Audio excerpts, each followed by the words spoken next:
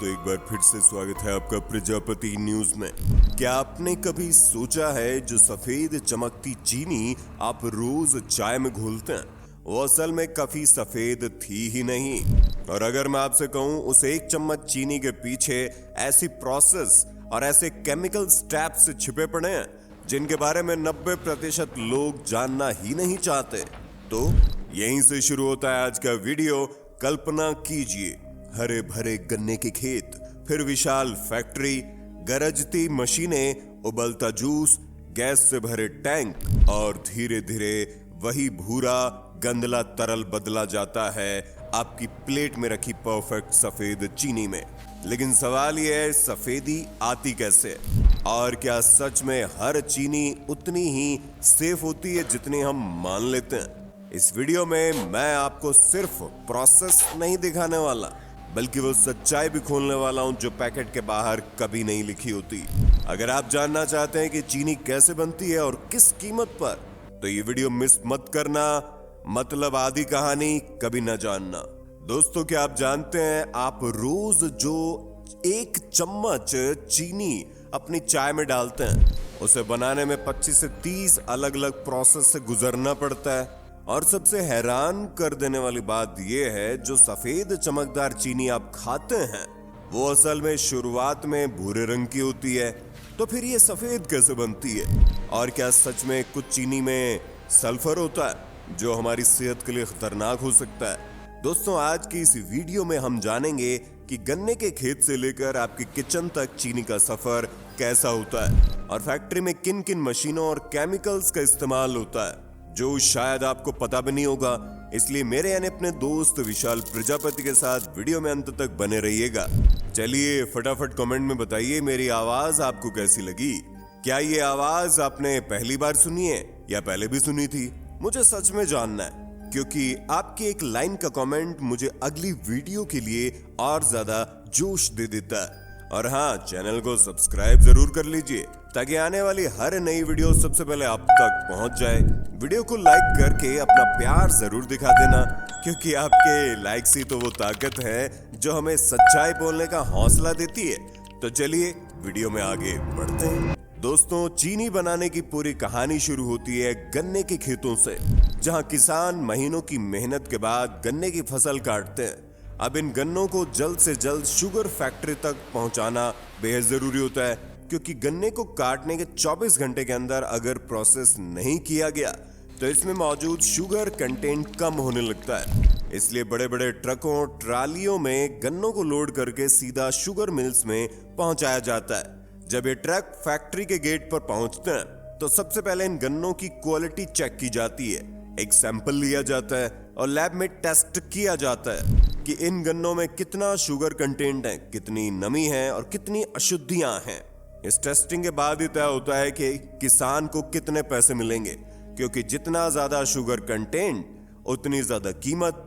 Testing के बाद इन ट्रकों को अनलोडिंग जोन में भेजा जाता है, जहां पर विशाल क्रेन मशीनों की मदद से गन्नों को उतारती है।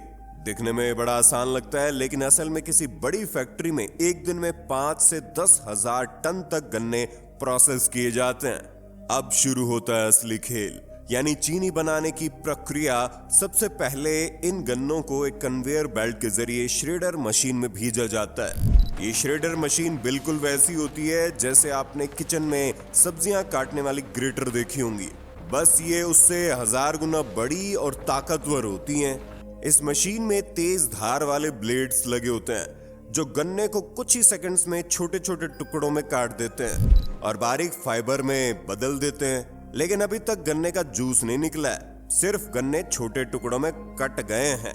अब इन फाइबर्स को भेजा जाता है क्रशिंग मिल्स में। दोस्तों, ये क्रशिंग मिल्स असल में भारी भरकम रोलर्स होते हैं जो एक लाइन में एक के बाद एक लगे होते हैं। कुल मिलाकर 4 से 5 स्टेज होते हैं। पहले रोलर में जब ये फाइबर डाला जाता है तो 2 भारी रोलर्स के बीच में से गुजरते हुए इसमें से जूस निचोड़ा जाता है। सोचिए ऐसे जैसे आप कपड़ा निचोड़ते हैं पानी निकालने के लिए। बस यहाँ मशीनें इतनी ताकतवर होती हैं कि हर एक बूंद तक जूस निकाल लिया जाता है। पहले रोलर से निकलने के बाद ये फाइबर दूसरे रोलर में जाता है। तीसरे, फिर चौथे, हर स्टेज पर थोड़ा और जूस निकलता रहता है। और सबसे इंटरेस्टिंग बात यह है कि दूसरे और तीसरे स्टेज में गर्म पानी भी मिलाया जाता है ताकि जो जूस फाइबर में फंसा हुआ है वो भी पूरी तरह से निकल जाए। इस तरह से 3 से 4 बार रोलर से गुजरने के बाद लगभग 99% तक जूस निकल जाता है। अब जो फाइबर बचता है उसे बगास कहते हैं। और यहाँ एक मजेदार फैक्ट है कि ये बगास बिल्कुल भी बेकार नहीं होता, बल्कि फैक्ट्री की पूरी एनर्जी का सोर्स बनता है। इस बगास को सुखाकर बॉयलर में जला दिया जाता है, जिससे भाप बनती है और इस भाप से बिजली जनरेट होती है। यानी शुगर फैक्ट्री अपनी एनर्जी के लिए बाहर से बिजली पर निर्भर नहीं रहती, बल्कि खुद ही अपनी बिजली बनाती है। कितनी कमाल का सिस्टम है ना कुछ वेस्ट होता है, सब कुछ यूज हो जाता है। अब बात करते हैं उस जूस की जो रोलर से निकला है। इस जूस को रॉ जूस कहते हैं क्योंकि ये भी बिल्कुल कच्चा है और इसमें बहुत सारी अशुद्धियां हैं, जैसे मिट्टी के कण, रेत के कण, पत्तियों के टुकड़े और दूसरी गंदगी। सबसे पहले इस जूस को बड़ी बड़ी छलनी से छाना जाता है ताकि बड़े कण और गंदगी अलग हो जाए। छानने के बाद इस जूस को विशाल टैंकों में इकट्ठा किया जाता है। फिर इस जूस का एक अलग सैंपल लैब में भेजा जाता है जहां इसकी केमिकल कंपोजिशन चेक की जाती है कि इसमें शुगर कंटेंट कितना है, पीएच लेवल कितना है और कौन सी अशुद्धियां मौजूद है। लैब टेस्ट के रिजल्ट के आधार पर ही आगे का केमिकल ट्रीटमेंट तय होता है। अब इस रॉ जूस को भेजा जाता है क्लैरिफिकेशन टैंक में जहां इसे साफ किया जाता है। यहाँ पर 2 चीजें मिलाई जाती है। पहली है लाइम यानी चूना और दूसरी है सल्फर डाइऑक्साइड गैस। अब आप सोच रहे होंगे चूना और सल्फर गैस क्यों डाली जाती है भाई खाने वाली चीज में? तो दोस्तों, लाइम मिलाने से जूस का पीएच लेवल बैलेंस हो जाता है और इसमें मौजूद गंदगी और अशुद्धियां जमकर नीचे बैठ जाती हैं। वहीं सल्फर डाइऑक्साइड गैस मिलाने से जूस का रंग हल्का होता है और ये एक ब्लीचिंग एजेंट की तरह काम करता है।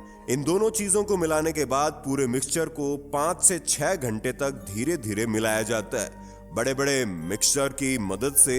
इस दौरान एक केमिकल रिएक्शन होता है जिसमें अल्कलाइजेशन और ब्लीचिंग की प्रोसेस कंप्लीट हो जाती है।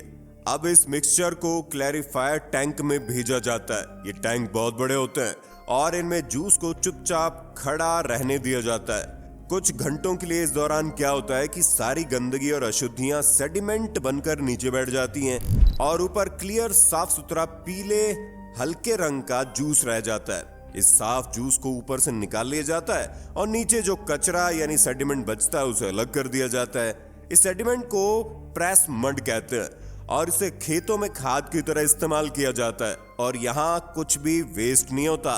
अब साफ हो चुके इस जूस को भेजा जाता है एवेपोरेटर्स में। एवेपोरेटर्स से जूस को गर्म किया जाता है, उबाला जाता है ताकि इसमें से पानी भाप बनकर उड़ जाए।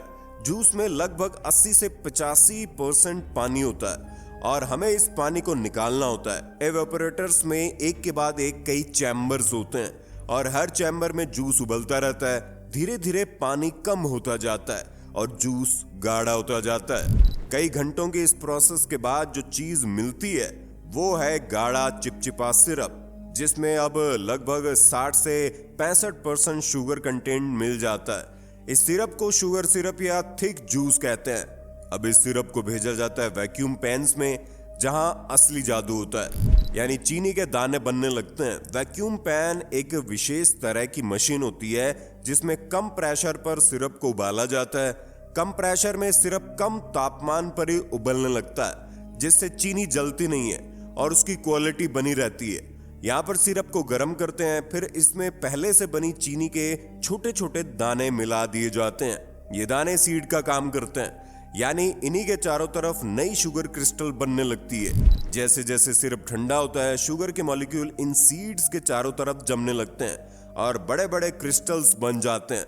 इस प्रोसेस को क्रिस्टलाइजेशन कहते हैं। इस दौरान हर घंटे सैंपल लेकर चेक किया जाता है कि क्रिस्टल सही साइज के बन रहे हैं या नहीं।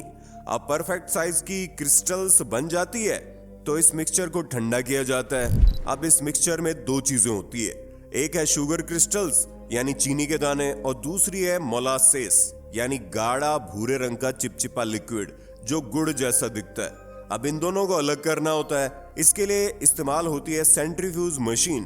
दोस्तों सेंट्रीफ्यूज मशीन एक ऐसी मशीन है जो बहुत तेजी से घूमती है।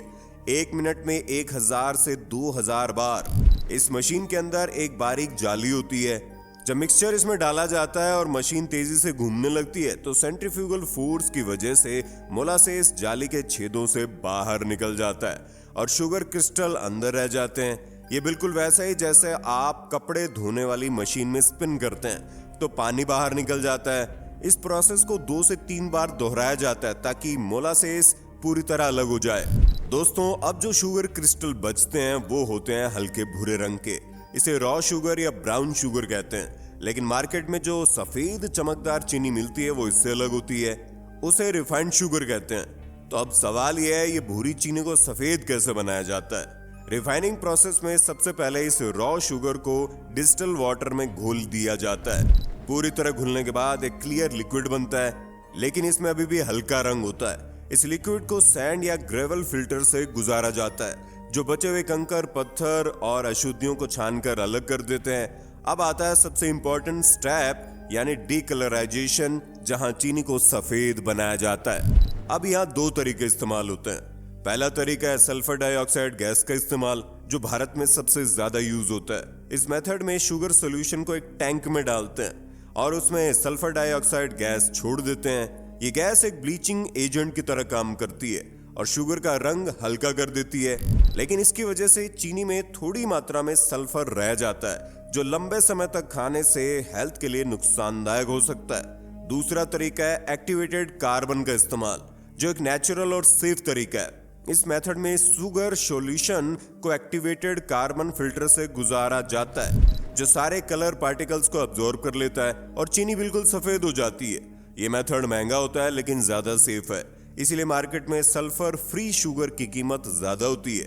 कुछ देशों में बोन चार यानी जानवरों की हड्डियों से बने कार्बन का भी इस्तेमाल होता है, लेकिन भारत में सबसे ज्यादातर तो सल्फर डाइऑक्साइड या एक्टिवेटेड कार्बन का यूज होता है। अब इस सफेद शुगर सॉल्यूशन को फिर से वैक्यूम पैन में भेजा जाता है जहां पानी को भाप बनाकर उड़ाया जाता है और फिर से चीनी के दाने डालकर क्रिस्टलाइजेशन की प्रोसेस की जाती है। इस बार जो क्रिस्टल बनती है वो बिल्कुल सफेद और चमकदार हो जाती है, जैसे हम मार्केट में देखते हैं। अब इन व्हाइट शुगर क्रिस्टल को दोबारा सेंट्रीफ्यूज मशीन में डाला जाता है, जो बची हुई नमी और मोलासेस को निकाला जाता है। इसके बाद इन्हें रोटेटिंग ड्रायर मशीन में भेजा जाता है जो घूमते हुए क्रिस्टल्स को सुखाता है और जो दाने आपस में चिपके रहते हैं उन्हें भी अलग कर देता है। इस ड्रायर से निकलने के बाद चीनी में नमी की मात्रा बहुत कम रह जाती है जो इसे लंबे समय तक खराब होने से बचाती है। अब इस सूखी हुई चीनी को बड़े बड़े वाइब्रेटिंग स्क्रीन्स यानी छलनी से गुजारा जाता है जो अलग अलग साइज के दानों को अलग करती है। बड़े दाने अलग, मीडियम साइज के दाने अलग और छोटे दाने अलग। इस तरह से ग्रेडिंग होती है चीनी की। दोस्तों छानने के बाद चीनी को विशाल स्टोरेज साइलो में भेजा जाता है जहां हजारों टन चीनी को स्टोर किया जा सकता है।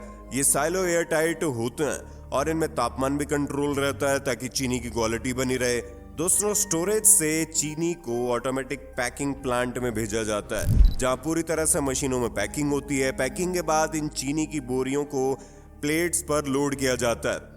इन फोर्कलिफ्ट की मदद से ट्रकों में भरा जाता है जहां से ये डिस्ट्रीब्यूटर्स और रिटेलर्स के पास पहुंचती है और फिर आपके किचन तक। तो दोस्तों ये था पूरा प्रोसेस चीनी बनाने का, जो दिखने में आसान लगता है लेकिन असल में बहुत कॉम्प्लेक्स है। जिस पर आपका क्या कहना है कमेंट में बताइए और इसी तरह की वीडियोस को देखते रहने के लिए चैनल को लाइक शेयर सब्सक्राइब करना ना भूलें और हम फिर मिलेंगे नए वीडियो में। तब तक के लिए जय हिंद जय भारत। दोस्तों आपकी स्क्रीन पे 2 और वीडियोस दिख रही हैं, जिसे देखने के लिए आप इस स्क्रीन पर क्लिक करें। दोनों देखिएगा, बहुत अच्छी वीडियो बनी है।